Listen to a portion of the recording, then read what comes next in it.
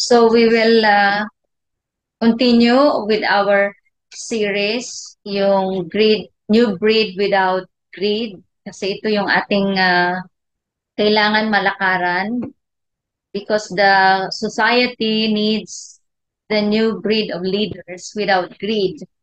Pag sinabi natin without greed for money, for position, for everything. Kasi yan yung frequency ngayon sa system o sa society o sa marketplace na kailangan mabit ng inyong generation. Pero to beat this frequency in the marketplace ay kailangan wala tayo ng ganong klaseng spirit para nang sa ganon ay hindi tayo ma-overcome ng spirit na ito, kundi tayo ang mag-overcome. Tayo ang mag-govern. Okay? So let's all pray. Father, we thank you so much for what you are about to do in our midst tonight. We pray that every one of us must operate and must receive the spirit of understanding as we lay down, Lord God, and listen and hear your word, and the Holy Spirit at the same time is downloading things of the Spirit and materials from heaven to our spirit. We know and we believe that this building, O Lord God, in our spirit man, of our spirit man, is going to prepare us, O Lord God, to become an agent of change, as there shall be, Lord God, a very aggressive invasion of the marketplace by the kingdom of God.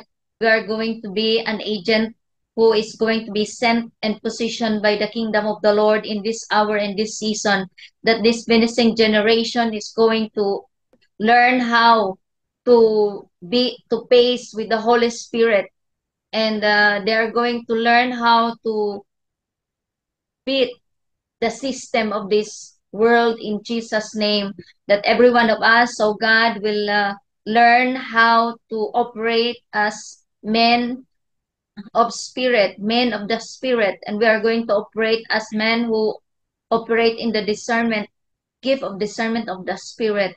I could sense right now in that some of you medyo hindi stable ang kinalalagyan ngayon ng inyong spirituality, spiritual life.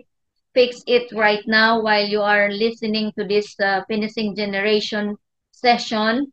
We really need to be set our our feet on the rock, which is the Lord Jesus Christ. Hindi pwede tayo sa sand ngayon.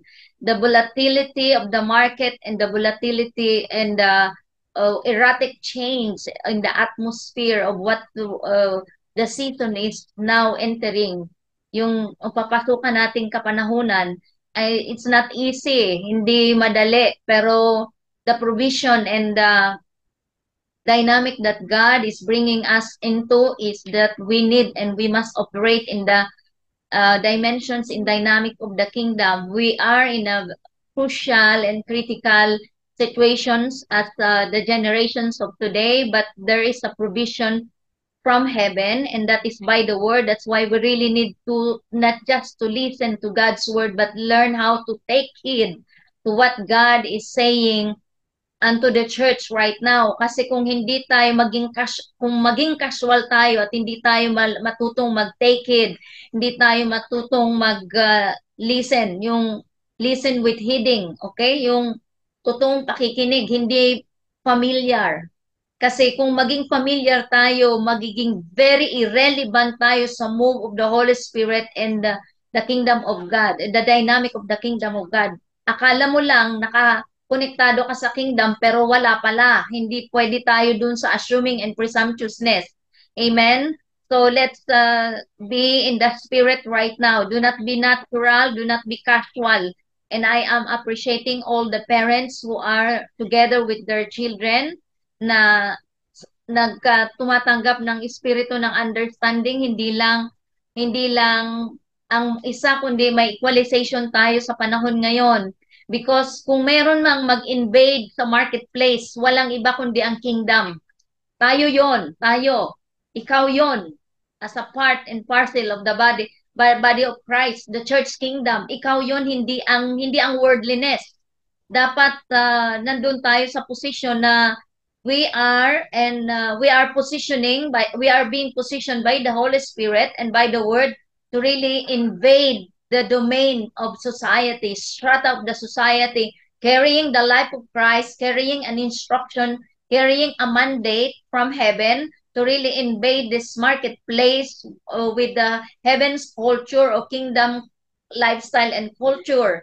Just say amen. Amen. So let's continue praying in the spirit. Kapalaramasa katalarayanda. Larabaka, be established, be established.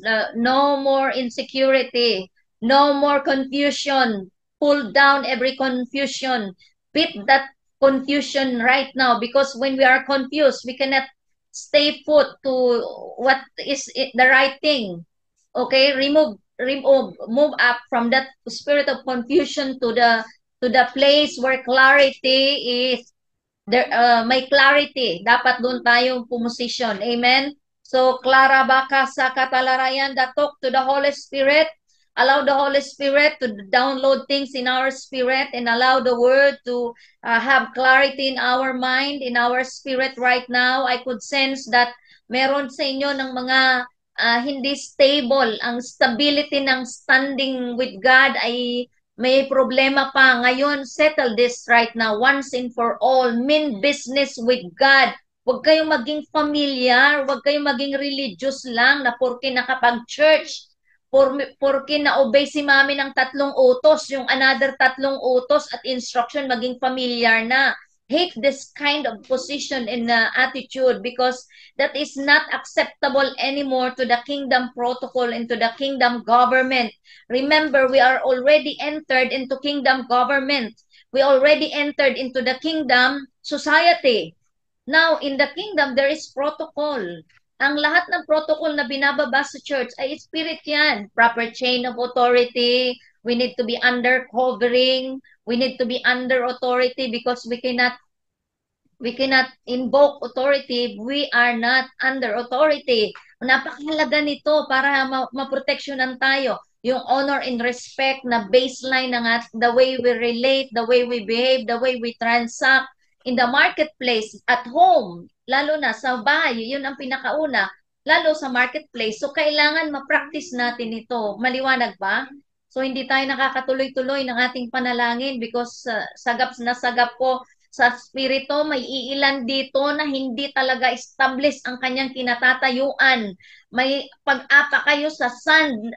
Settle this. Kailangan we need to build our life on the rock, on the revelation of Christ the King, on the Word of God, hindi sa sitwasyon. Porque maayos ang sitwasyon, masaya ka. Porque may dumating na blessing, okay na. Paano kung walang blessing? 1 year. Perspective ng blessing na, kasi iba-ibang perspective ng blessing. Sa akin, yung kapapahayagan, kahit walang material na blessing, ay blessing yun sa akin. Yung the Word of God every day in my life is the great blessing that I could ever have. Kasi yung Word na ku-convert mo into material, di ba? So sa iba naman, ang blessing, pera lang. Sabi ni Papa Lonon, hindi ko yun makakalimutan. Sabi ni Pastor Abraham sa amin, the least blessing that you could ever have is financial blessing. So kung may pera kang dumating, yan ang least blessing of the kingdom. Diba? Eh sabihin mo kahit million pastora, yes. Kasi it's not about money. The kingdom is about money. It's about God's government. Pag nasa panggugobyerno tayo ng Diyos, ang pera ay madali lang. Ang madali lang yan. So, nakuha po ba natin ito? So, let's all pray together. Nandoon na ba tayo? Nandoon na ba? Dinesisyon na ba natin na ang ating apakan ay Christ lang? Hindi ang sitwasyon, hindi yung bago mong dagdag sa collection, hindi yung masaya ka dahil doon ka papasok sa gusto mong paaralan. It's just a bonus. Pero tiyakin natin na nakaapak tayo sa salita. Hindi sa natural na bagay. Okay? Hindi sa natural na bagay, kasi mahirap na kung sa natural na bagay tayo nakaapak. Okay, let's go. Father, we thank you so much today that as we gather together as finishing generation, we know that we are accessing grace, oh Lord God, to govern and power to prevail, especially in our home and to the marketplace. We know that we are all positioned, O Lord God, in the highest mountain of the Lord, which is Zion, the spiritual dimensions, the spiritual place and authority of the natural church. We believe, Lord God, that every one of us has an accurate connection to this Zion, O Lord God, which is the spiritual position of the church here on earth. And we are one of this, we are a part of this church kingdom that is now birthing out on planet earth. We know and we believe, oh Lord God, that we are going to invade the marketplace by this finishing generation that carry the power to prevail and the grace to govern. We thank you so much, Lord God, that in our mind, we are not no longer entertaining things, oh Lord God, that can destroy what we carry, that can destroy what you have been built up, oh Lord, that is going to destroy what you have been downloaded. But we will learn how, oh Lord God, to have this technology to preserve, to be preserved, and to take good care to protect what we carry, which is the life of Christ, oh Lord God, not to be contaminated by our wrong emotions, not to be contaminated by our wrong reactions, by our wrong thought patterns, by our wrong lifestyle, oh Lord God. But we are going to behave well as kingdom people, royal and regal. The way we behave, oh Lord God, is going to be an exemplary, excellent kind of generation in this hour, in this season. In Jesus' mighty name we pray. Amen and amen. So tuloy-tuloy tayo, the new breed without greed. Dito po sa New Breed Without Greed, pang part 3 na ba natin ito? Ang pag-uusapan natin is the systems of wealth creation, system of wealth creation o yung frequency ng worldly system at ano ang kaibahan ng worldly system sa kingdom economics, sa order of kingdom economics. Lahat tayo, kailangan makapasok tayo sa tinatawag na kingdom unlimited resources. Amen ba? Sabihin natin, I want to enter and I desire and I believe that I am a part of kingdom economy. So pag sinabing kingdom economy, that is unlimited resources, hindi na uubusan, hindi nawawalan, tama? Pag-usapan natin, paano ko ba masabi na ako ay connected dito sa kingdom economy? Paano ko ba malalaman na talagang nandito ako sa kingdom, sa pathway ng kingdom economy para alam natin na nandiyan talaga tayo, right? So I would like, of course, to honor the presence of the pastors, Pastor Naomi, Pastor Evelyn, and the parents who are with their children. Okay? Hindi ko man maisa-isa ang inyong mga pangalan, pero I really appreciate and salute to all of you at sa inyong pagtitiwala sa finishing school kahit na hindi tayo consistent kasi sobra as in talagang it's all by the grace of God ang ating buhay talaga, like sa amin part ni Pastor Jerry, yung everyday activity, hindi naman lang siguro kami lahat tayo kasi yun yung frequency ng kingdom ngayon, parang kailangan mag-prepare. Alam mo yun, yung busy ka, pero tiyakin natin na ang pinagkabibisihan natin ay ang kalooban at gusto ng Diyos na yun ang ating gawin. Mahirap naman kasi bisibisihan tayo. Hindi naman pala yung pinapagawa ng Diyos sa atin, nagbisibisihan, nasayang ang energy, nasayang ang effort, nasayang ang resources, nasayang ang buhay, pati yung mga taong nakakonekta sa atin, nasasayang. Kasi kung hindi natin inaayos ang ating mga priority, I hope this is so clear. So, I salute to all the parents. At nagpapasalamat kami ni Pastor Jerry sa pagtitiwala niyo po dito sa finishing school. And this is a great privilege for us to become a part of this finishing generation building na gagamitin ng Diyos to invade the marketplace and the society in the days to come na meron ng prevailing power and governing grace that they carry. Okay? So, system of this world. Pero basahin natin ang ating text. 2 Corinthians chapter 10.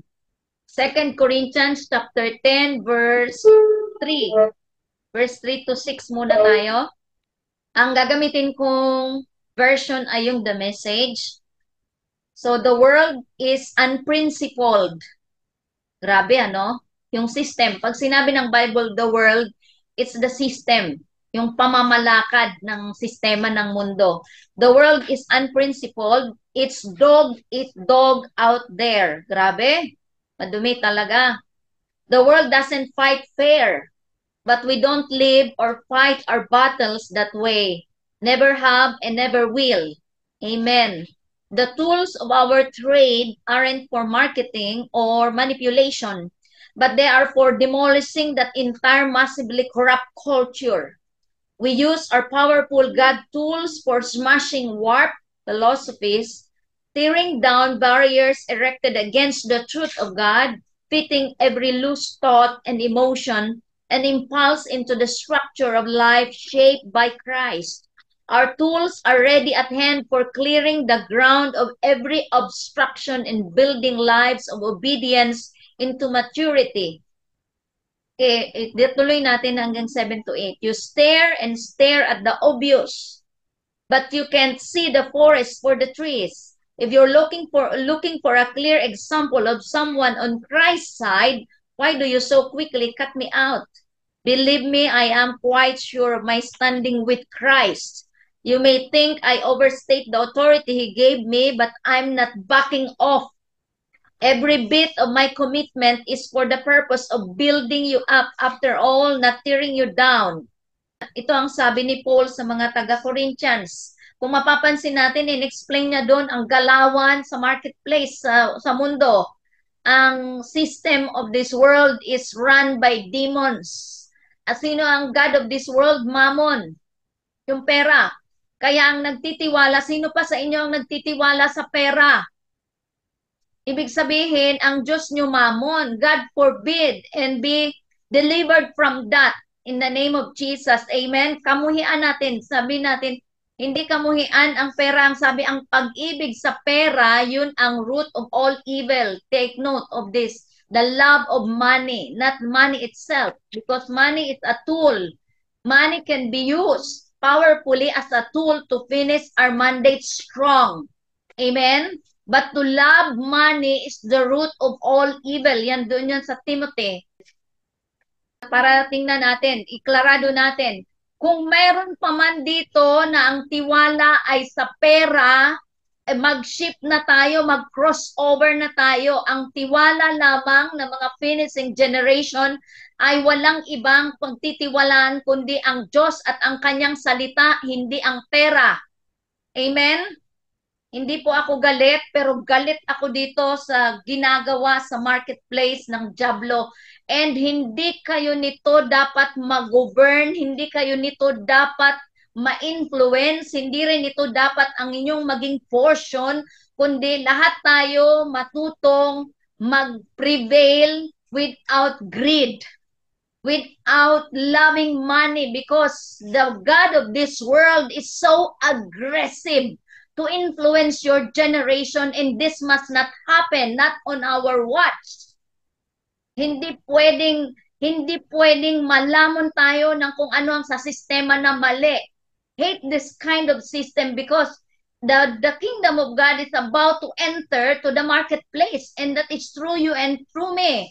Ngayon, kung meron tayong greed, kahit nakukunti yung seed of greed sa marketplace, sa very aggressive na galawan ng Diablo.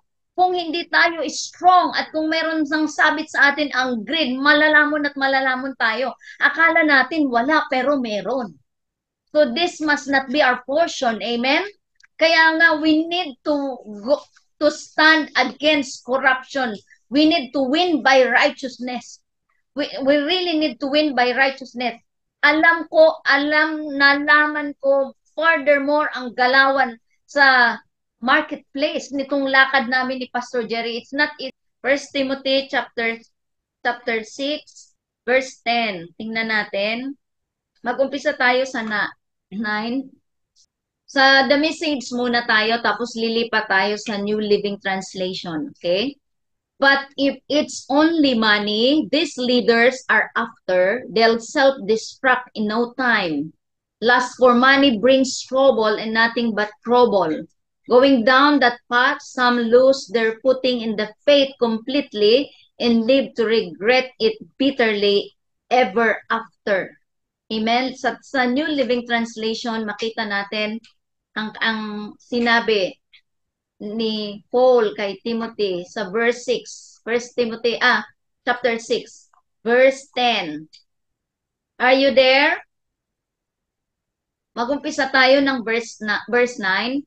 But people who long to be rich fall into temptation and are trapped by many foolish and harmful desires that plunge them into ruin and destruction. For the love of money is the root of all evils, of all kinds of evil. And some people craving money have wandered from the true faith and pierced themselves with many sorrows. Sa ngayong gabi, kailangan makalaya tayo nito. Maliwanag ba? Makalaya tayo nito kasi hindi tayo makakapasok sa kingdom, hindi tayo magiging kabahagi ng kingdom economy pag mayroon tayo ng love of money, pag mayroon tayo ng greed, pag mayroon tayo ng covetous, pag may poverty mentality tayo. These are all demonic spirit. Kilalanin natin na ang poverty mentality is a demon, is a curse. Kilalanin natin na ang greed ay demonyo din. Kilalanin natin ang love of money, yung craving, yung covetous, yung deceitfulness of the riches of this world, ang deceitfulness of the riches of this world na sa tingin mo at isip mo, pag mayaman ka at magmay pera, okay ka na. Hindi yon, that is the deceitfulness of the riches of this world. Marami ngayon ang nadideceive na pag may pera, pag may bahay, maraming sasakyan, may negosyo, okay na sila. No! It's the deceitfulness of the riches of this world. Kaya hindi po pwede na madeceive tayo nito. Ito lahat i-address natin. Are you willing to be delivered and to be set free from this kind of demon that is attacking and oppressing us? Amen? Kasi pag akala natin nakalaya na tayo sa greed, pero pag pinosisyon tayo doon sa marketplace, tapos may kukunting offer, at nagdadalawang isip ka, wala kang predetermined decision na hindi ko to dapat maging stand na ako ay mabayaran. Hindi ko to dapat maging stand na magtumanggap ako ng hindi clean money. Pag mayroon ka ng confusion na ganyan, mahirap kasi ang oppression is real. The fear of lack is real. The fear of the future, the intimidation, the oppressive demonic spirit of mammon is real. Nakakamatay. Grabe ang stress na idudulot.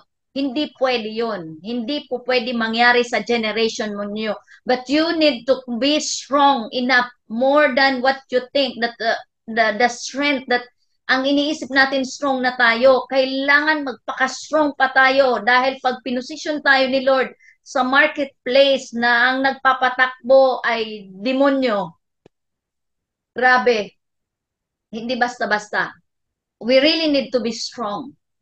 Nakita ba natin ito? So, i-explain ko ano ang system of this world, yung world system, kasi ang pag-aaralan natin, yung new breed without greed, nag-part 1 na tayo, nag-part 2, yung mga practical kung paano tayo mag-spend, manage ng money, kasi sabi nga natin, we need to know how to earn it, to master it, and to manage it, and to multiply it. Okay? Ngayon, pag-aralan natin yung systems of wealth creation, pero titingnan muna natin paano ba ang world system. Ano ba tong world system? Ang sistema, laging pinagbabanggit ito ni Pastor Jerry sa aming radio program. Ang sistema actually, kahit saan tayong pumunta na gobyerno, panggugobyerno, are you here? So, wag nyo sabihin na napaka-irrelevant na nitong tinuturo ni Mami Glens. Paano ko ba ito? Kasi we need to operate in foresight. I am operating in foresight that 3 to 5 years from now, you are already deployed in the corporate world or in the marketplace. But you need to be there with a strong spiritual stamina, spirit man, para hindi kayo manamon ng sistema na mali. Kasi ang sistema depende sa kung sino ang nagpapalakad nito, ang nagpapatakbo nito. Pag ang man on the ground, ang nagpapatakbo ng sistema is righteous, God-fearing, honorable. Ang sistema ay may kaayusan. God-fearing yan, honorable yan, righteous yan, fair. Pero kung ang nagpapatakbo ng sistema ay corrupt, may greed, may covetous, may poverty mentality, love of money, na-imagine nyo ba gaano kadumi ang sistema? Ito ang assignment nyo. Ito ang assignment ng finishing generation, to invade the marketplace with the prevailing power, with the governing grace that comes from the kingdom, from the economy of the kingdom, culture of the kingdom, mindset, lifestyle of the kingdom. Ito yung i-invade ng finishing generation. Sabihin, bakit Maming Lins, hindi ka na po ba kasali? Kasali tayo. Pero kayo ang magiging frontline of the battle.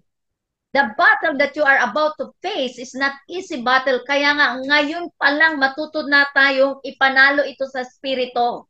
David won over Goliath not because he put it for victory, but he put it because in his mind he is already a victor. Na may predetermined decision.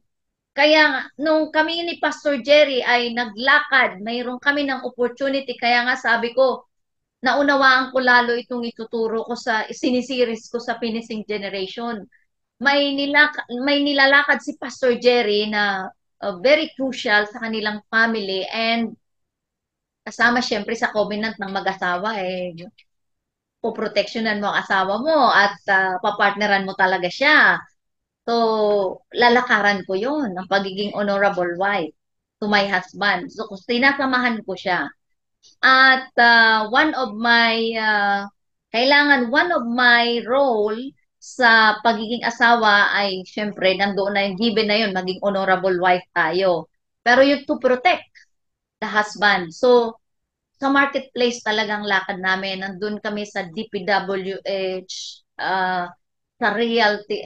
Nandoon talaga parang pinaunawa sa akin ni Lord. Hindi lang pinaunawa, nakita kong literal gaano ang kadumi ang kalakalan. If you are not strong, kung hindi ka strong, kaya pala sabi ko, grabe, kung may greed kami ni Pastor Jerry, alam mo ba yon? Saglit lang, lamon ka na pala. And you can never immediately and quickly identify it na nalamon ka na pala. Grabe.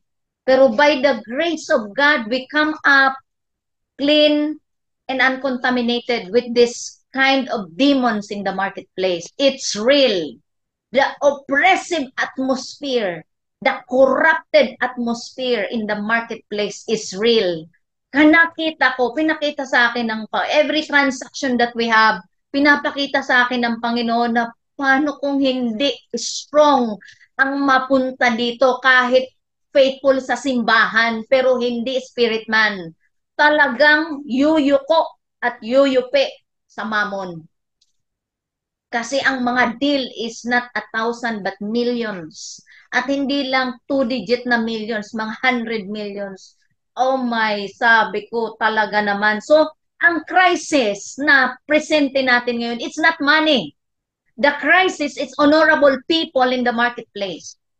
The crisis is honorable people in the domain of education, honorable and God-fearing righteous men and women of the Spirit in the marketplace, in the system, in the domain of education, domain of economics, business, government. Iyan ang crisis natin. Ay, sino magpo-provide yan? Kingdom dapat. Ikaw dapat, ako dapat ay maging provision, maging katugunan sa iyak at desire ng Diyos na ma-take back itong domain for Him, na ma-take back itong domain of education for Him. Hindi na mamayagpag ang dyablo. Nakukuha ba natin? Are you getting my point here? Kaya hindi pwede na mahina ang spiritual stamina natin. Hindi pwede na pagdating doon, tayo ang mag-govern ng mamon. Tayo ang magpapasabi sa mamon, bow down to what I carry. You God of this world. Kung may greed tayo, hindi tayo makakaganyan. Kung may covetousness tayo, na kahit kunti, hindi tayo makakaganyan. We really need, sa transaction na moreover, may daling mga 3 months na tayo nagtatransact noon. Yeah. Ang mga 3 months na transaksyon namin ni Pastor Jerry, iba-ibang klaseng tao, iba-ibang klaseng transaksyon. Alam nyo ba na nakita ko kung kahit ang spiritual strength natin aandap-andap, talagang di kakayanin kung hindi strong. Kung hindi konektado sa church ng tama, malalamon. Kaya ay ganun na lang tayo deliberate magsabi, ayusin ang connection sa church. Ayusin ang honor sa setman, sa ating kanya-kanya setman, sa mga pastor natin. Ayusin natin ang connection kasi we need to be under covering when we are positioned in the marketplace. Pag tayo ay isa sa mga pinosisyon doon sa strategic position, kailangan we're under proper covering. Nasa tamang protocol. Kasi pag may na-violate, mabilis lang. Grabe ang oppression. The oppression is real. Fear in the marketplace is, wow, sabi ko, nakita ko ang impyerno sa domain. It's hell. Only those who are operating in the dynamic of the kingdom, makikita itong impyerno diyan sa mga, pag may marinig tayo ng mga, pag sinabi ko diyan sa mga gobyerno na ang nagpapatakbo ay mga walang Diyos na kinikilala kundi ang pera, hindi tayo matanggap. Pag mga DPWH na yan, sa mga DA na yan, na kung, uy, grabe, sa Department of Agriculture, diyan sa mga cooperative na yan, grabe kung hindi talaga natin tayuan ang dapat tayuan as kingdom people. So are we ready? Are we ready for this battle? Panalo na natin ito ngayon. Bago magtapos ang session na ito, ay we come up strong, we come up victorious. Amen? Na ganun lang ang building in the spirit. Pag sinabing naipanalo mo, wala ka nun, ang spirito. Walang kakapitan ang diablo. Walang kakapitan ang God of this world sa buhay natin. Pag sinabing walang kakapitan kasi walang spirit of greed. Pag may spirit of greed, may offense, yan yung mga portal ng diablo. Palaki yan ng palaki. Na-offend lang tayo ng konti at may kunting desire lang tayo. Wrong desire ay yung covetous.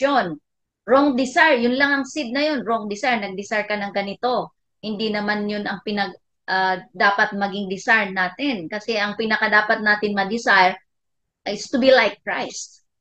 When we become like Christ, alam natin ang priority natin. When our perspective is like Christ, alam natin ang kamumuhian natin. When our thoughts is now becoming like the mind of Christ, alam natin kung anong dapat i-desire at what is that? Kakamuhian. Nakuha natin ito. So it's demons in the marketplace are real. So we really need to be very careful of demons in a human form. Kasi ngayon, ang kingdom in human form, mayroon. Church kingdom. Okay? Ikaw at ako yun. Dapat marunong tayo magbasa ng mga spiritual movement and activities para mabasa natin na activity na ito sa diablo ito, itong activity na to sa kingdom ito. Pumipili ngayon ang tao. Okay? Na dapat ang pinipili natin is pangkaharian tayo. Okay? So let's go. World system. The world system, papicturean ko ito from the manual ito ni Papa Jonathan. Tinuro to ni Pastor Abraham at ni Mama lang. Si Mama lang, nung tinuro ito at naupo ko in one of the gear, hindi ko makalimutan kasi may notes ako. Detalyado na tinuro to. Hindi ko yun magagaya kasi iba yung dimensions ni Pastor Arena Joyce sa sa word. Malaki ang pinagbayaran doon. Hindi ko yun magagaya. Siyempre, iba nang narating na dynamic in dimensions ni Mama La, di ba? Pero pag tinuro niya yun, ako talaga naman naunawaan ko to the next level, ang system of this world. Ngayon, hindi nyo pa man ito maunawaan, but we need to operate in foresight. Just receive it and believe. Amen? Kasi pag you believe, your spirit is the one who believe, and not the mind. Ama? Ang mind, nag-operate yan, grabe yan, ang grabe ang pagtatalo-talo, lalo kung may pinamaniwalaan tayo na mali. Andiyan yan sa mind. Grabe ang may pagtatalo yan. Bakit siya ganyan? Di ba? Ay, bakit naman sinabi na ano? Ganun ang mind. Ugali yan ng mind. Pero ang spirit, when the word hit our spirit and it resonate and you say amen, naniniwala ang espiritu, hindi ang mind. Kasi ang mind, to see is to believe, lagi yan. Ang spirit natin. So, you say yes if this resonate to your spirit. And then, may transaction na agad doon. Okay? So the world system, pag-aralan natin ito at maliwanag sa atin para hindi tayo nagagapi ng sistema ng mundo na hindi malinis sa pagkangayon. Pero kung i-invade ito ng mga agent of change, kingdom people, and you are the kingdom people, I am the kingdom person, okay? Pag in-invade natin, sa spirit pa lang, sa dimension, there's no distance in the spirit. When you say, Lord, I speak forth right now that the Department of the Public Works and Highways in this province of Sorsogon, which is our jurisdiction or our place of assignment, we decree right now that there shall be righteousness there. We prophesy that every corruption shall be arrested and be bound in the name of Jesus. Mayroon nang nangyayari. Because that public works and highways must bow down to the word of the agent of the kingdom of God. Ganyan ngayon ang laban. By the word and by the spirit. Amen ba? So the world system, number one, the world system is motivated by the spirit of poverty. Ipapapicturean ko to, tapos papasend ko doon sa group natin. The world system is motivated by the spirit of poverty, greed, and covetousness. Itong very strong na demonyo ang frequency sa marketplace, sa sistema. Okay? Na dapat hindi ito mapalago doon sa place of our assignment. Bagkus magkaroon tayo ng declaration of eviction sa place of mandate natin. Ilan tayo dito sa bulan na nag-operate sa spirit? Imagine, kung every gathering, mayroon tayong ginagawa sa spiritual dimension about Bulan Sorsogon, about Rizal, about Iligan, sino pang mga, about Laguna, di ba? So, not necessarily that you are going to continually decree, basta inayos natin ang ating posture, nandun tayo sa clean, pure, and uncontaminated kind of position in the spirit. As a spirit man, lumili niya ang mga bagay-bagay. Okay. And number two, the world system is motivated by philosophy centered on speculation, controlled market forces, and powers from hell. Yan ang world system, motivated, run by a philosophy centered on speculations, controlled market forces, hindi sa word ni Lord. Bagko sa mga haka-haka, yung akala ko kasi, yan mga speculations, wala naman sa truth, wala sa word ni Lord. Okay, number three, the world system is motivated by the attitude of the survival of the fittest. Ito yung grabe. Oh? It is merciless. And it destroys its own. Destroyer of destiny. It's a dog-eats-dog world. Yung binasa natin kanina. 2 Corinthians chapter 10, verse 3 to 10. Ito yung sinasabi doon. The world system is motivated by the attitude of the survival of the fittest. Ang motivation is greed pa rin. Yung survival, kaya ko at the expense of others, at the expense of others' position, at the expense of others' ownership of wealth, at the expense of others, what is that? Kung ano man yun na meron sila, basta ako, makapasiguro ako. Grabe, ano? So, yan ang sistema ng mundo. The world system, number 4, the world system is motivated and driven by a group of capitalists who have leverage to manipulate the direction. strength or stability of the financial status of the whole nations, regions, province, town, or community, or ano pa yan, district yan. Yan ay sa Revelation chapter 18 verse 15. In other words, the world system is motivated and driven by a group of yung mga mayayaman. Na itong mga mayayaman na ito, ang dino-Diyos ay pera. That's why they manipulate the market. They manipulate the direction and the strength or stability of the financial status of the market. Halimbawa, dito sa bulan, sino ang mga mayayaman dito sa natural? Di na natin pangalanan. Pero ang mga mayayaman dito sa natural in terms of pera, in terms of business, in terms of kung walang Jesus, mahirap na mahirap sila sa harapan ng langit. Kasi the treasure of heaven is nothing but Christ. The life of Christ, the ways of Christ, the word of God. Do we have Christ? So, tayong mayaman. Amen ba? Because Christ is all, everything. In Christ, we have everything. We carry all. Number 5, the world system does not bring equality of class because it will keep the rich richer and the poor poorer. Ang system of this world, walang equalization. Sa kingdom, may equalization. Kung ano ang meron kami, ang pinaka-desire namin ay mas lalo ang next generation, madala ito to the next level na magkaroon sila. Halimbawa lang, meron kami kunyari ng what is that? Sa generation namin, meron kami kunyari ng na access, na grace, na 5. Okay? Pag sinabing grace, lahat na yon. Nandun na yung grace to make, the power to make wealth, grace to build, grace to govern, lahat yun pag sinabing grace. So, sa kingdom, ang kwintahan ay hindi pera, kundi biyaya ng Diyos. Grace. Halimbawa, may na-access, na-secure, na grace sa generation namin 5.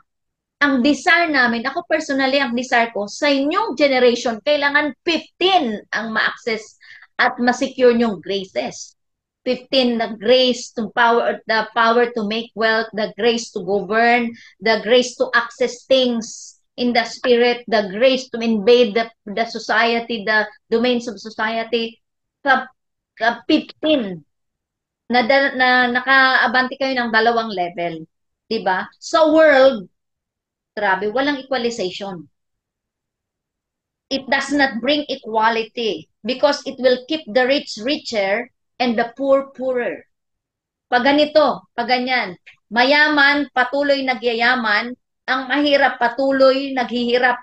Ito yung system of this world. Sa kingdom, kailangan mayroon ng equalization. Ang mahirap dapat mas maging mayaman o kaya pumantay at equalize. Nakuha natin? Ganyan ang it will keep this gap status wider and wider to leverage for leverage in economic compliance. Mahirap sa sistema. Kaya nga, ang ating pinag-uusapan, lahat ang finishing generation maka-crossover from being connected, from being in the economy of this world to the economy of the kingdom of the Lord. Amen? Number 6, the world system is well coordinated as it operates on a frequency of a set of ideologies that establish in world dominance, selfish, greed. Yung one world currency and the one world government are interlocked into fulfilling for the one anti-Christ and anti-God. Deceitfulness. This must not be our portion. Amen? Pinag-aaralan natin para pag meron ng activity sa harapan ninyo, alam nyo agad, system of this world dito, that's not my portion. You know how to beat it. By being not operating in greed, in covetous, and in poverty mentality. Okay? Number 7, the world system is rules by the spirits who are controlled by the powers of the air. Powers of darkness, demons, demonic. Yan ang nangyayari sa world system. Kaya nga si Lord, sabi, ang desire ng Panginoon, di ba?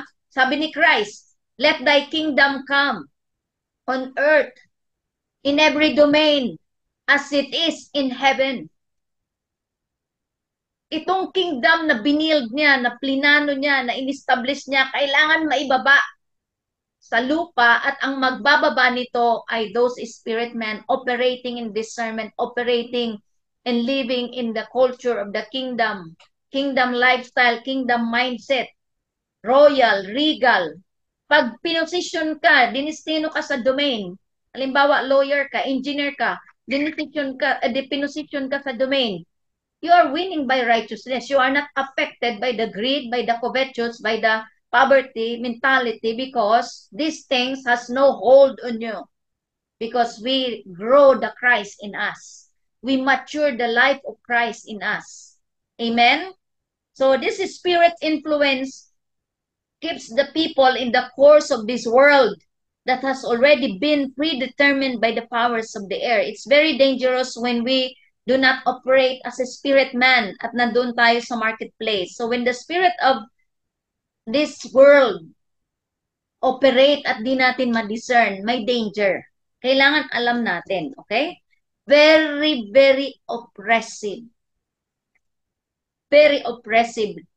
The oppression is real. Kaya kailangan mag-come up tayo. Ang spiritual stamina natin ay wala doon sa hindi ka atakin ng fear. Alam mo agad, pag may fear, demonyo ito, lumayas ka. Hindi kita portion. My portion is peace and progress and abundance. Alam mo agad. Kahit iharap sa iyo ang spirito ng pagkatakot, alam mo agad na diablo. Ang diablo, pag we are under a proper covering, cannot touch us. Touch us. Kaya tayo natatouch kasi may binayolate tayo na protocol ng kingdom. Kaya sa inyo, ang sino pang nagbabiolate sa inyo ng mga sinabi ni mami na kahit kukunting bagay, halimbawa, huwag na kayong uminom ng mga bubble tea na yan. O, simpleng instruction. Binayolate mo pa rin. Ang may problema talaga, hindi ang pandinig, kundi ang pagsunod. Practice natin ito. Kasi ang problema ng generation nyo, halimbawa, ang problema ng generation nyo, hindi naman ang pakinig eh. Naririnig nyo talagang maliwanag.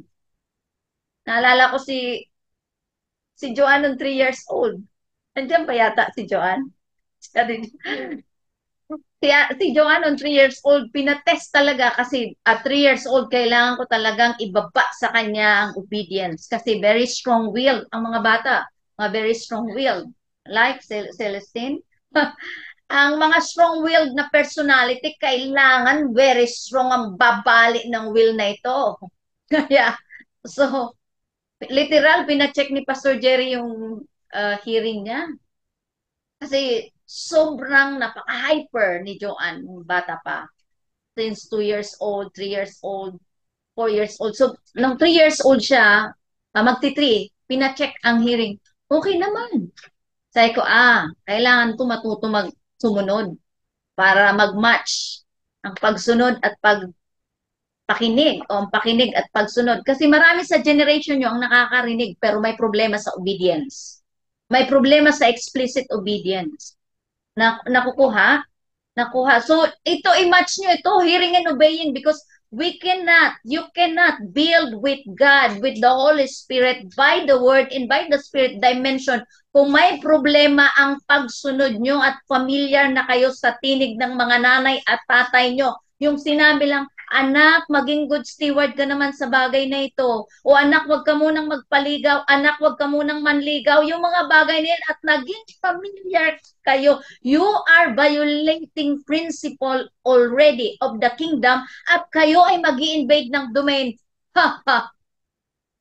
Talagang malalamon. God forbid, this must not be your portion. Fix ito. I-settle dito. Walang problema sa pandinig.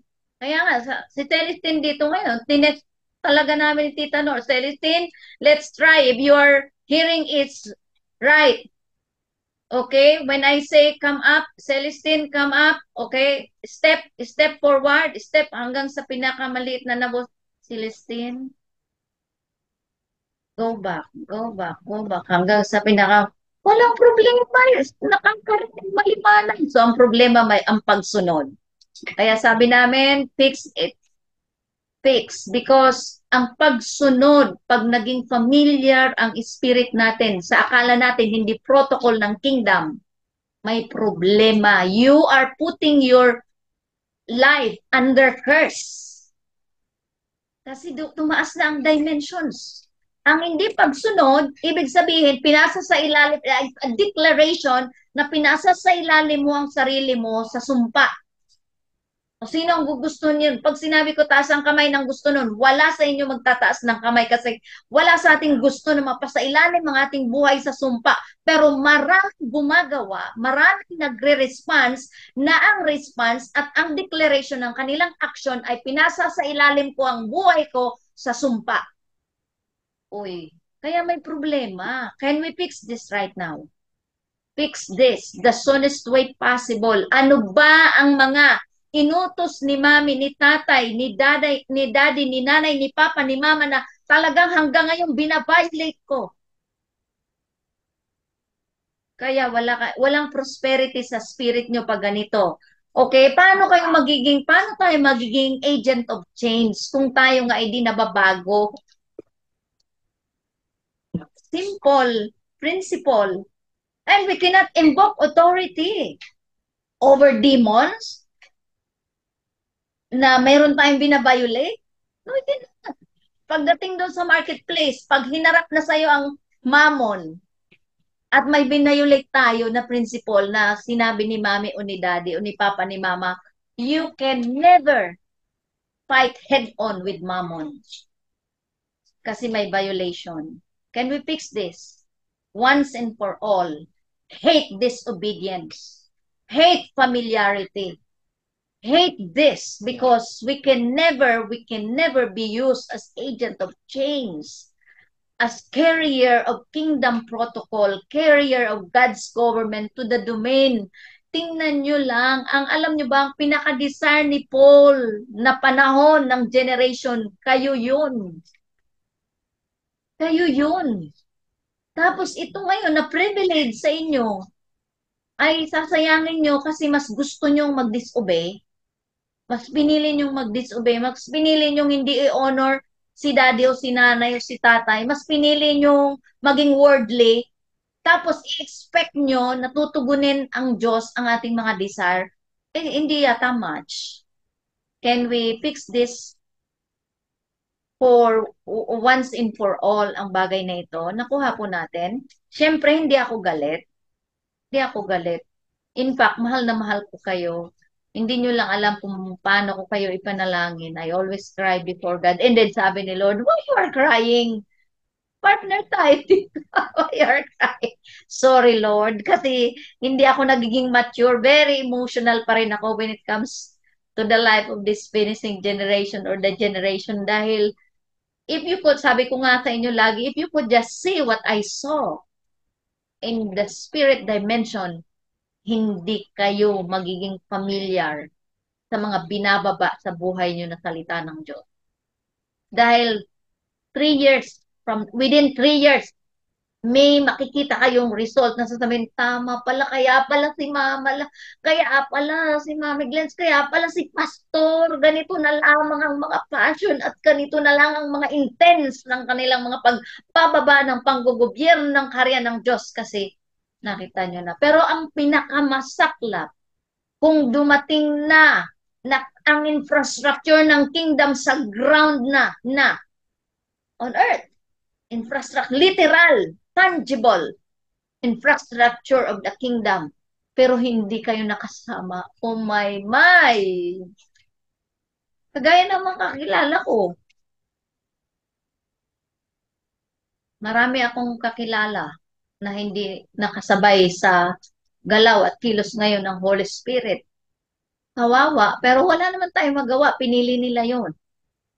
That's why I salute you still and appreciate you all na pinipili nyo talagang maging kapahagi ng kingdom, but we need to pay such a high price for the kingdom to really be built in us and through us. Dahil sa kingdom, hindi libre, binabayaran talaga. Buhay. At lahat tayo maging covenanted, hindi tayo casual. Covenanted sa spirit tayo, okay? Because ang kakaharapin nating sitwasyon, it's not easy. Kaya ngayon pa lang, i-overcome na natin ito. Ngayon pa lang. O halimbawa, ganito kasi yon. Halimbawa, sinettle mo na kinamuhian mo na ang greed. Kinamuhian mo ng covetousness. Kinamuhian mo ng poverty mentality. Ito-test yun. Lalatagang ka, iaalaw ni Lord. Lalatagang ka. Titingnan kung yuyuko ka pa rin doon. O makapagsasabi ka na, that is greed, I hate it. I hate it. Hindi ako yuyuko. Ikaw ang yumuko sa carry ko. Dahil alam ko ang carry ko, Christ. Ikaw ang yumuko. Ganon ang laban. Very oppressive. Hindi lang ganon, kasimple. You are being attacked and oppressed mentally, emotionally, entirely, even your spirit. Paano tayo ngayon tatayo kung hindi tayo under proper covering? Kasi hindi maayos ang honor natin sa ating setman. Hindi maayos ang connection natin sa ating church. Hindi maayos ang relasyon natin sa church na kinabibilangan natin. Casual tayo. Hindi maayos ang pag-honor at pag-connect natin kay pastor. Casual din tayo. May problema. Hindi naman kasi nasusukat ang connection sa laging magkasama at laging magkausap ni pastor o ng mga church o ng mga kapwa natin sa church. Hindi doon nasusukat. It's by the heart. It's by the spirit. Ang transaction sa spirit. Kahit di tayo nagkita-kita, kung connection ang pag-usapan ay connected ang puso, you carry my heart, I carry your heart, you carry the heart of your pastor, and you connect to what is his desire about your future. Mga connection yun na kailangan doon natin lakaran. Kasi ang sistema ng mundo, it's hindi madali harapin. Lalo sa generation nyo. Kasi kayo talaga ang harap itong laban na ito. Kaya nga, the persist battle. So, we really need the full-grown Christ in our lives to face this persist battle, full-grown demons. Yung tipong kaharap mo ang Diablo, yung Mammon, makukumand mo siya to bow down to what you carry. Pag hindi natin makumand siya, ibig sabihin may something sa atin na kailangan ma-deal. Okay? Sino ang magdi-deal niyan? Hindi si Lord, tayo. Tayo, ang preparation ng puso sa atin. Ang pagdi-deal ng mga bagay-bagay na ito, ang mga demons na minsan inalagaan na pala natin. Akala natin kasi wala lang, pero may mga demonyo na pala tayong inalagaan. Kung I hope you will not get offended about this language that I have. Kasi akala lang natin wala, pero ang demonyo ng offense ay inalagaan na pala natin. Lumaki na. Yung offense na yun, naging bitter, naging hatred, hanggang sa unforgiveness na. Doon ka na nag-operate. What kind of spirit is now operating in us? Yun ang tanong. Is the kingdom o the Holy Spirit pa rin ba o the demonic spirit na? Lumalago. Yung covetous ay nag-umpisa yan sa insecurity lang. Insecurity. Yung nag-desire ka, nagkaroon ka ng wrong desire. Sana naman ay magano. Hanggang sa inggit na, hanggang sa ginagawan mo na ng paraan at the expense of your friend or your, basta meron ka ng gusto ng ginusto mo. Grabe, di ba? Kadumi. Di ba? Ganun yun, lumalago. Ang mga Kristiyano, maraming nag-alaga, Kristiyana, maraming nag-alaga ng dyablo sa kanilang sarili. Dyablo ng hindi pagpatawad, dyablo ng pagiging sakim, dyablo ng pagiging ganid, dyablo ng pagiging provoking. Mga dyablo yun eh. Pero maraming nag-alaga. At linggo-linggo na dyan sa simbahan. Nag-worship passionate. Pero may mga alagang dyablo. Dyablo ng pagkainggit, dyablo ng alam mo yon. So, ma-deliver tayo nito. Amen? Hindi kailangan ay pray for deliverance, ilay hands, kamuhian mo lang yan, delivered ka na. Tama? Kamuyan mo ang pagiging ganid. Kamuyan natin. Ang kinakamuyan ko everyday pag mayroon na sa thoughts ko, wow, yung thoughts na yun, motivated by greed yun. I hate. Humaharap ako sa salamin. Literal. Humaharap ako sa salamin. Sinasabi ko, Glinda, kamuyan mo ang pagiging ganid dahil hindi yan ugali ni Kristo. Kamuyan mo itong worldliness dahil hindi yan ugali ng nasa kingdom. Kinakausap ko ang sarili ko na Christ lamang ang dapat lumago, hindi ang mga material galing impyerno. Sana hindi tayo ang mga Kristiyano na nag-alaga ng dyablo. Sana hindi tayo ang mga Kristiyano na nag-alaga ng demonyo. Nag-umpisa lang yan sa mga flesh. Yung pinuri ka, o kaya yung pinuri yung katabi mo, ikaw hindi, medyo self-pity ka na. Nang sinabihan, pareho naman kayo magaling, pero ang sinabihan na yung katabi mo, pero ikaw hindi. Nag-self-pity ka na, hindi mo yun na-overcome, nag-self-pity ka na, bawati pa siya. Naku, bakit kaya ako hindi pinuran na kaya na? Tapos inisip mo na ang may problema, ang dami na, hindi mo na na-identify na it's in the flesh, ang flesh ay pinapatay kasi platform yan, portal ng demonyo sa buhay natin. Nag-umpisa lang yan dyan, sa ganyan. Nakikita ba natin ang galawan? So, hey, put to death every flesh operation. Let make our lives have, kumaga, make space for Christ. Make space for the Holy Spirit. Make space. Ang daming Kristiyano, pero pag punong-puno ang kanilang spirito ng mga material ng impyerno, walang space ang Christ. Walang space. Walang space. Holy Spirit, paano ba? So, sino ang magbibigay space sa Holy Spirit dito sa ating buhay? Tayo.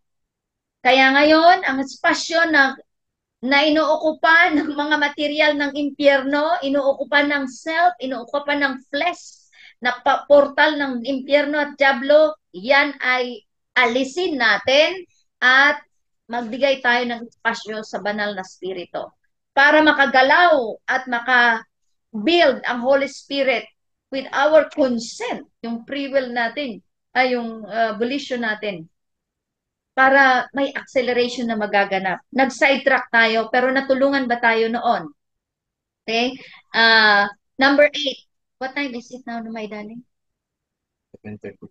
Okay, may time pa. Number 8. Are we getting something here? Number 8, the world system. Kung hindi nyo ako nahabol, itong outline, ipapa-picturean ko kay Joshua or Pastor Jerry para ipopost ko doon sa ating group. So number 8, the world system drinks the blood of the saints and prophets by keeping them under the spirit of slavery. Uy, grabe. We are not slave of the system of this world. Amen? Come up higher. Position yourself in the spirit, seated at the right hand of the Father in Christ Jesus. We need not to be a slave of the system of this world. Hindi natin Diyos ang pera. Ang Diyos natin, ang tunay na Diyos ng mga Diyos, hari ng mga hari, may-ari ng langit at lupa, lumikha ng langit at lupa at ng buhay natin. Siya ang Diyos natin, hindi ang pera. Amen? Kaya titingnan natin ito na hindi ito ang ating portion. Sa Romans chapter 8 verse 15, ang text nito, sorry, hindi ko na nabigay ang mga text. Ephesians chapter 2, verse 2 sa number 7. Ephesians 2, 2 sa 7. Ay, anyway, ipapaano ko naman, ipapa-screenshot ko o papa-picturean ko. Okay. So, the spirit of slavery will lead us to the fear of lack, fear of loss, fear of men, grabing fear ito, fear of death, fear of failure, fear of trusting God fully, in all such fears. The prophetic voice and the voice of sonship will be taken over and become overwhelmed by the voice of slavery, fear, and confusion. So fear is real. When fear attack an individual, it's real. Naalala ko nung si Pastor Jerry tinestify mo to, may daling sa BS, di ba? Nakaranas siya ng ng real fear nung nasa Saudi Arabia kami. At sabi niya, God allows me to experience that kasi paano ko ito ma-explain sa mga na-atake nito. Natotoo ang fear of lack. Totoo ang fear of the unknown, fear of men, fear of loss, fear of death, fear of failure. Ito yung mga fear na ito.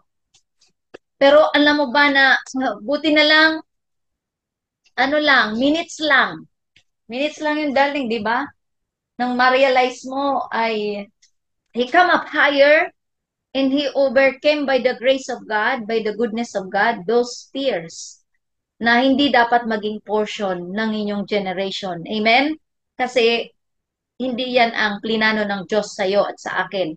So ang system of this world drinks from the blood of the saints. So ang mga Kristiyano, mga Christian, pag sinabi Christian, ang iba, faithful pa yan sa church. Pero ang dinudiyos nila ay pera, talagang nandoon sila, napapasailalim sila sa slavery. Pag sinabi sa kanilang pinagtatrabahoan, overtime, kasi babawasan ang sahod. Pag hindi nag-overtime, takot na takot, bawasan ang sahod. Kaya kahit na pagod na ang capacity ng katawan ay 8 oras lang, ipupush kahit mag-suffer ang katawan, ipupush kasi natakot bawasan ng kanilang sahod. It's fear. Ako ha, sucking the blood of the saint. This must not be the portion of your generation. Amen? Ano pa? Pag may pera kang masaya, okay lang, jolly-jolly. Pag walang pera ay sumama na ang kalooban mo, nag-init ang ulo, nagwala, nagtantrums. Ano yon? Sino ang Diyos? Mamon, this must not be your portion. Tingnan natin ang ating sarili, check natin. Pag mayroon ba ako ng hawak na pera, doon lang ba ako masaya? At pag wala na akong nakakapang pera sa bulsa ko o sa wallet ko, pag walang-wala na, mainit na ang ulo ko, masama ng pakiramdam ko, parang gusto ko nang magwala. At alam mo yon, mali na ang trato ko sa mga kasama ko sa bahay, ay, Diyos mo ay pera. Hate that. Hate that. That's not your portion. Maliwanag ba ito sa atin? Siyempre, hindi ako nagagalit. Ikilalanin lang natin itong espiritu na to na makalaya tayo. Dapat ang posisyon natin, may pera ka o wala, the same ang posisyon natin kay Christ. Titingnan natin na ang Diyos ang nagbibigay ng power to make wealth, wisdom, para makatanggap tayo ng perang gagamitin natin to finish our mandate strong. At i-check din natin, pag may pera ba tayo, saan nagagamit ito? Sa mandato ba ni Lord para ma-extend ang kingdom? O sa sarili lang nating kagustuhan? Sarili lang natin. Kaya bili ako dito, bili ako dyan. Busog naman, bibili ng pagkain.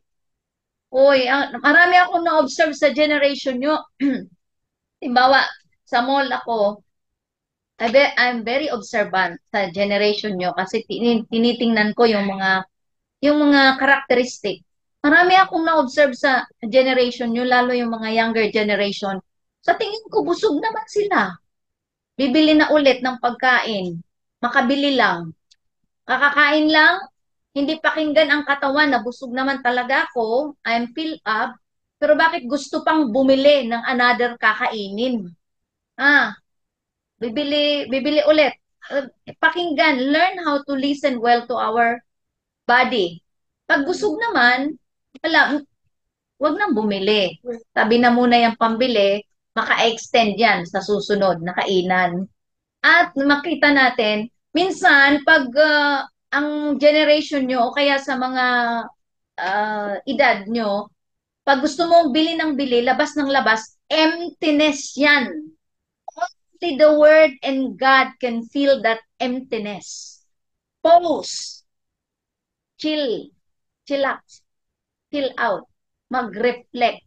Ano bang kulang sa buhay ko na parang hindi napupunuan?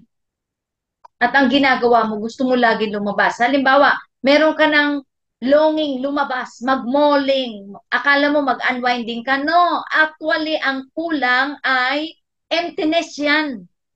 yung vacuum inside na dapat punuan ng buhay ni Kristo, salita ng Diyos, hindi kasi hindi ka deliberate, hindi ka intentional na punuan niya ng buhay ni Kristo, palaguin ang salita ng Diyos yan at to, tumigil ka panandalian, wag ka doon sa dati mong ginagawa na mali. Ako nung mga maliliit pang mga anak ko, sasabihin ng mami, can we go out?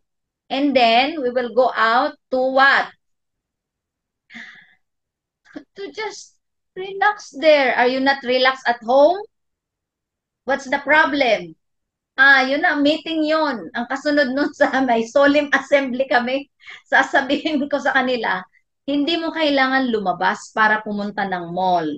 Pagbalik mo dito, mas malawak, mas malalim ang kakulangan mo. Kasi nakakita ka doon ng mga hindi mo naman kayang makuha. Nakakita ka doon ng akala mo makakapuno, pero hindi. That's worldliness. So, dito tayo, mag-stay tayo, mag-pray tayo ng mga bata pa nung hindi pa marunong mag-access sa spirit dimension.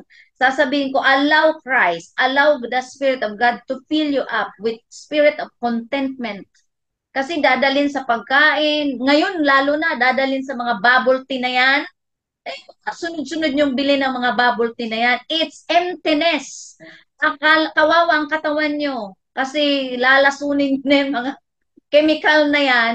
It's emptiness. Kailangan mapuno tayo ng Kristo, ng salita ng Diyos, hindi ng bubble tea, hindi ng mga kung ano-anong may chemical dyan sa labas. Ingatan natin ang templo ng Diyos. So pag may next longing kayo, kailangan ko mag-mall kasi pasyal-pasyal ako sa mall, arte yan, drama yan ng buhay, na hindi yan dapat itolerate. Ang dapat mong gawin ay pumunta sa kwarto, build in the spirit, mag-reflect, mag-evaluate. Lord, ano mga dapat kong equip sa sarili ko na para ako ay maging kabilang, kabahagi sa infrastruktura ng kaharian ng Diyos. Naku ha? Yan, bago pumunta sa mall. Kasi pag empty ka na pumunta sa mall, ang seducing spirit sa mall, malulure ka, bili dito, bili doon, bili dyan, bili doon, bili ng kung ano. At the end of the day, pagdating nyo sa bahay, hindi nyo naman kailangan mga binili nyo. Nagsayang lang kayo ng pera, effort, at etc. Nakukuha po ako. Nakukuha. Hindi naman tayo habulin ng mga mall kung wala tayong, lumabas tayo na walang binili, na hindi kumain. Ako, parang bigla, wala kang may upuan doon, no? Okay lang. Oh, pero why not settle this things?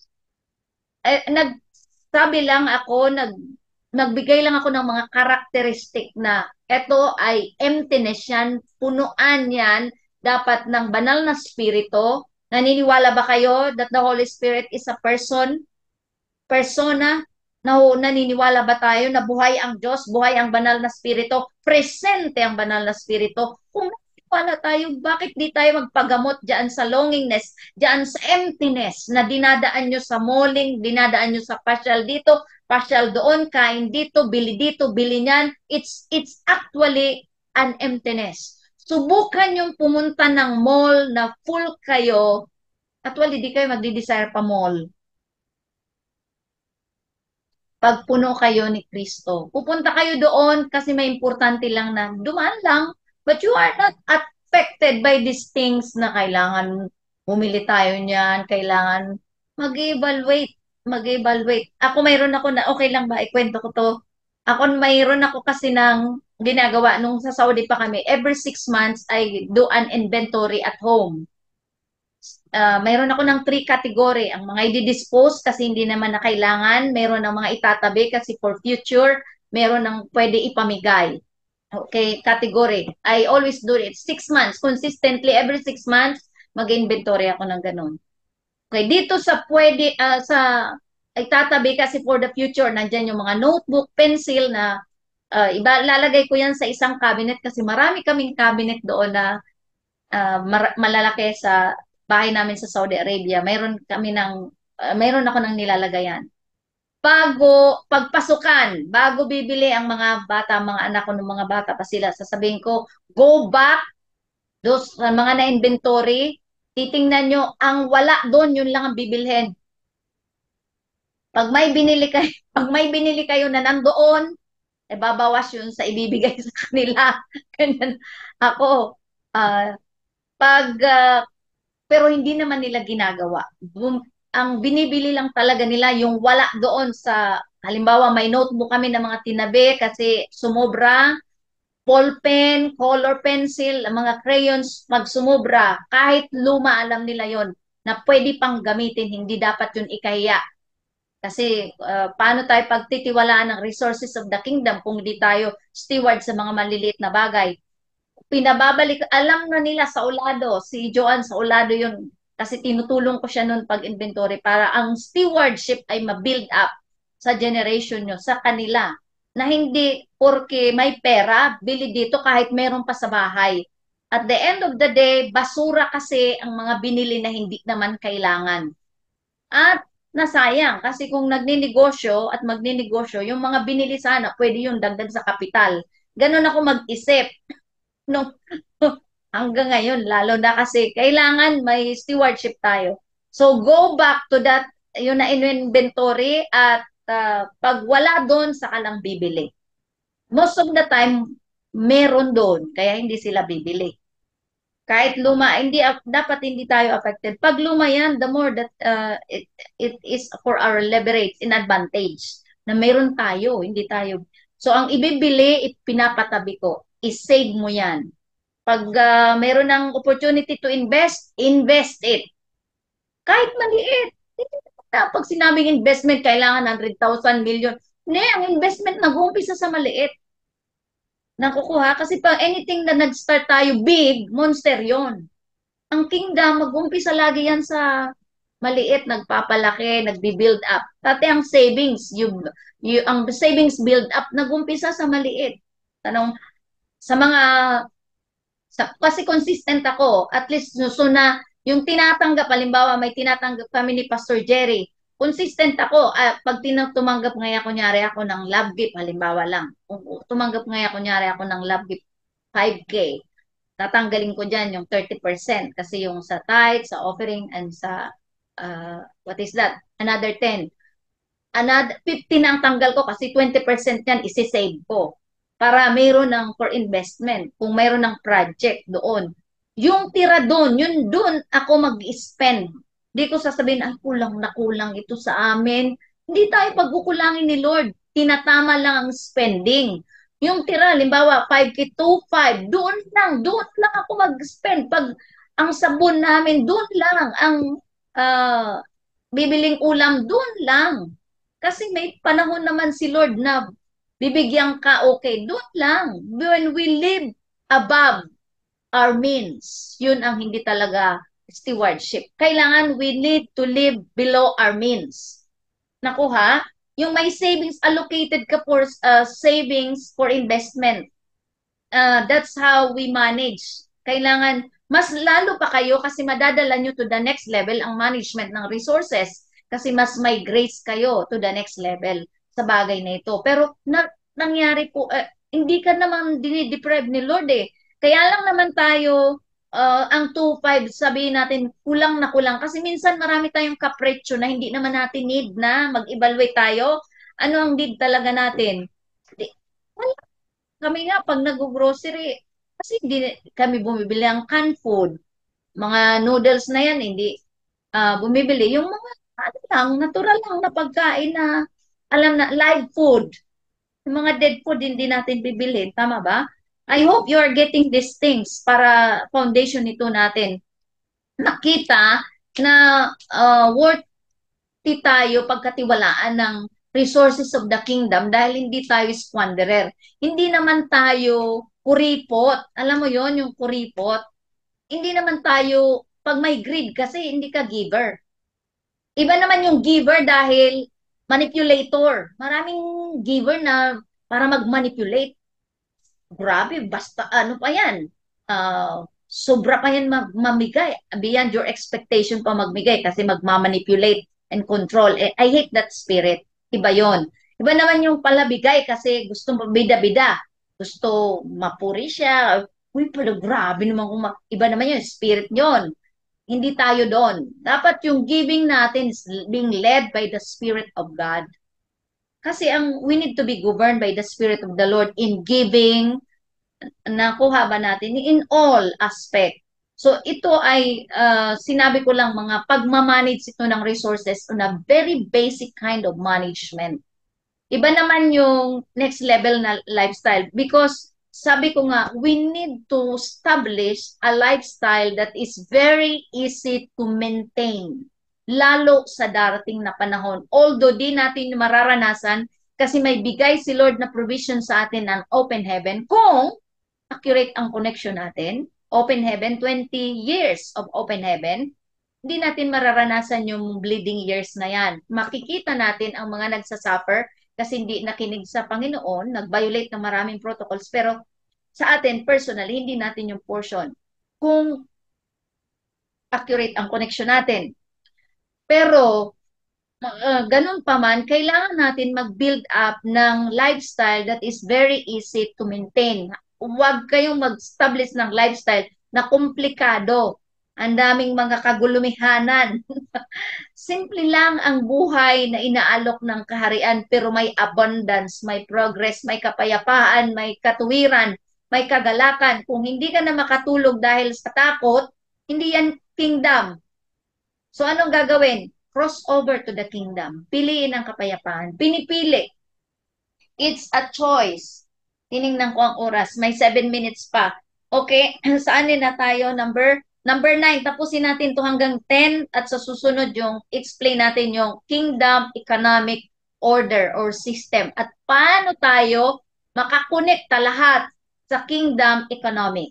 Okay? Kingdom economy. Okay, number 9 ng world system. This world system major on dressing up itself, the man-God system when it is man, self, in sin system. External. Ito yung mga Kristiyano na mga fake. Walang Holy Spirit. Alam lang nila na may banal na spirito na nagbibuild ng Christ sa buhay as individual, pero wala silang karanasan at hindi nila kinikilala at pinasa sa ilalim ang kanilang buhay sa panggugobyerno ng Diyos at ng banal na spirito, ng salita ng Diyos at ng banal na spirito. So, mga fake, hindi tayo dapat maging fake na Kristiyano. Hindi rin tayo dapat maging religious. Kasi ang mga religious, ito yung tinatawag ng Bible, hypocrite.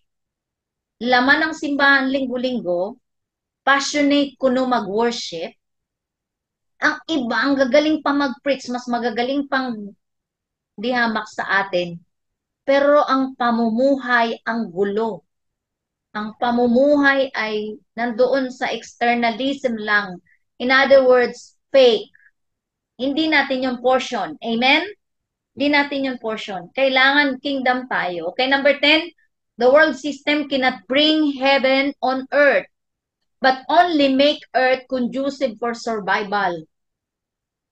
Pilitin ko, the world system cannot bring heaven on earth, but only make earth conducive for survival. He has risen over negative elements in environment to live positively. So it is true that God has given the human spirit creativity to rise above its limitations and environment so that man can survive and rise against all odds. But we really need to be governed and led by the Spirit of the Lord and by the Word. Amen? Kasi napakahalaga na may kaunawaan tayo na itong system of this world is run by demons and run by the God of this world, which is money, mammon. Mammon. Ang tunog ng mammon parang demon, di ba? Demon ang run. Ngayon, kailangan ma-take back itong domain. Sino ang gagamitin ng Lord? Kundi ang mga nasa kingdom. Tayo yun. Kaya nga, ngayon, palakas tayong spiritual stamina natin, yung strength, inner strength natin ay kailangan strong enough to face this demon outside in the marketplace. Kasi pag nilagay tayo doon at hindi tayo strong in our belief system, in our core value, talagang yuyuko. Marami akong kakilala. Marami kaming kakilala ni Pastor Jerry, yumuyuko. Pag too much pressure sa sistema, talagang parang hindi sila makabangon. They're oppressed na walang nagawa kundi yumuko sa God of this world. This must not be our portion. We need to come up higher and we need to win by righteousness and being governed and led by the Spirit and by the culture or government of God's kingdom. Amen? So we need to be delivered and we need to be set free right now in the name of Jesus. Amen? So let's all pray. Father, we thank you so much that every one of us, so Lord God, ay nakilala itong espiritu na ito, the God of this world. We know, Lord God, that we are a candidate of this finishing generation, O Lord. We know and we believe that we are also a candidate of this generation who is going to be positioned in strategic places in the domain, in every domain, as our Pastor Arena Joyce is continually building in the spirit that we need to be a tail, we need to be ahead, not a tail, we need to be above and not below. And we will be strategically positioned to strategic places in every domain, in every strata of our society, in the nation, because we are a generation whom we are being called by the Spirit of the Lord and by the word that is going to be a nation builders, O Lord God, city takers and giant killers. And therefore, O Lord God, we are receiving right now a new strength from on high, from above, O Lord God, that our spiritual stamina will be extended, O Lord God, will be strengthened far above, above of our imagination, O Lord God. We know and we believe that what we are receiving and what we receive right now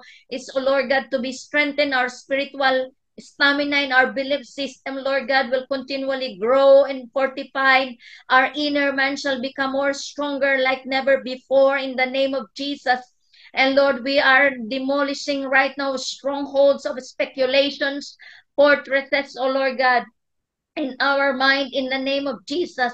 Wrong belief system must be completely destroyed right now in the name of Jesus. The potential of greed, the potential of covetousness, and the poverty mentality must be completely bound in the name of Jesus. We as finishing generation is renouncing every greed, poverty mentality, dole out mentality, entitlement mentality in Jesus' mighty name, and we are cutting off the frequency of this world, not to touch our spiritual frequency, but we are connecting, aligning, oh Lord God, to the frequency, fine-tuning to the frequency of heaven and of God's government right now that is about to be established on planet Earth, oh Lord God. We thank you that we are a part of this kingdom that is about to manifest this infrastructure of the kingdom that is about to be tangibly manifest, oh Lord God, on earth in the name of Jesus. Oh Lord God, count us in, oh Lord God,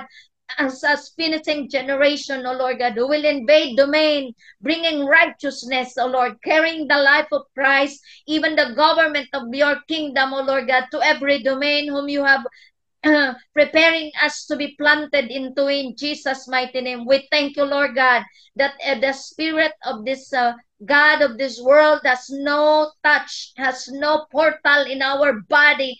Every trespassers in this body, oh Lord God, we are commanding you to get out in Jesus' name. Yeah. Be bound in the name of Jesus, spirit of poverty mentality, even the spirit of fear, the spirit of fear of men, fear of loss, fear of the unknown, fear of the future. Oh, fear of luck, we are coming against you because we recognize right now that you are a curse over our lives, over our family, and therefore we are cutting off every curse in our lives as individual, in our family, in the name of Jesus. The poverty, the curse of poverty, we are cutting it off right now to our generation and the generation below in the name of Jesus. Oh, we are commanding you to get out from our clan, from our family, in the name of Jesus. We are going to receive the power and to prevail in the grace to govern, even, oh Lord God, the power to make wealth is our portion, oh Lord God. In the name of Jesus, Lord, thank you so much, Lord God, that there shall be clarity in our lives. Lord, fill us up in our inner man, Lord God, so that we will never experience, Lord God, an emptiness, a longingness, oh Lord God, and an emptiness, oh Lord, the vacuum inside of us, oh Lord God, but we are going to be filled up by the material of the kingdom of heaven, oh Lord God, that is about to manifest on the ground in Jesus' name. Oh, rise up, innocent generation, come up higher, win by righteousness, pure, clean, and uncontaminated, free from every greed, free from every poverty mentality, free from covetousness, free from every fear in the name of Jesus. This must be our portion. To be delivered completely with clarity, with peace right now. Peace will be the foundation of progress and increase, and this is our portion in the name of Jesus. Be set free, be delivered right now. Oh, receive peace. Oh, receive peace right now. Now, receive it. Break every chain of curse and bondages of this world in the name of Jesus. We are no longer a part of this world. We are God's people. We are kingdom people that is connected to kingdom economy. No more fear at all. No fear of lack. There is no lack in the kingdom. There is no lack in the kingdom. There is no lack in the kingdom of the Lord. Let us all get connected to the kingdom economy. In Jesus' mighty name we pray. Amen and amen. Hallelujah.